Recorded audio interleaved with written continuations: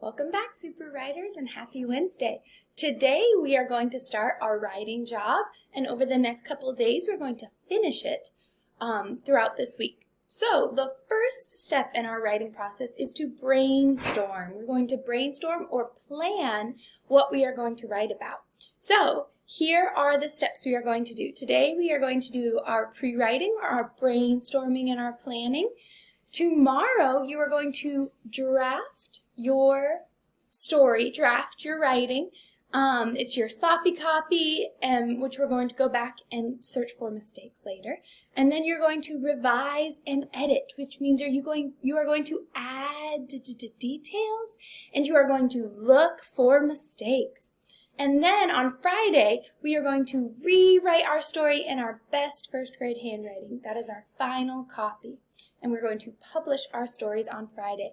So this week, you are doing an opinion piece again. I know this is a review from last week, but your opinion is what you think or feel about a topic. So where are we going to get this information for this writing this week? From your brain. That's where you're going to get your information from. My question for you that I would like for you to tell me your opinion on this week is you're going to write about my opinion on chores for kids.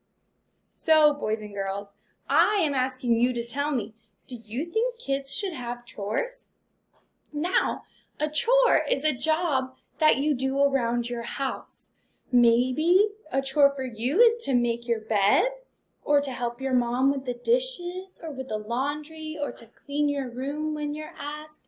Maybe you have another chore, like helping a baby brother, baby sister, or watering plants. I have seen that some of you are growing plants in your homes. Maybe it's your chore to water and take care of them. So, my question is, in your opinion, do you think that kids should have chores? So, here's an example of a way that you can brainstorm, Because when we go to write our rough draft, this is what we are going to write.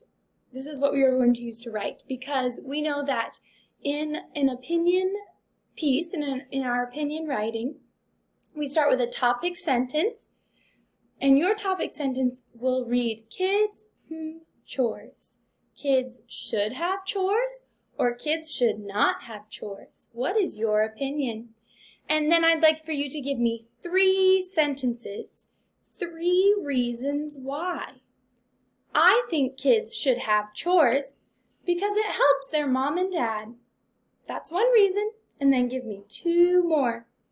And then you have a closing sentence at the end where you are going to say, chores are for kids.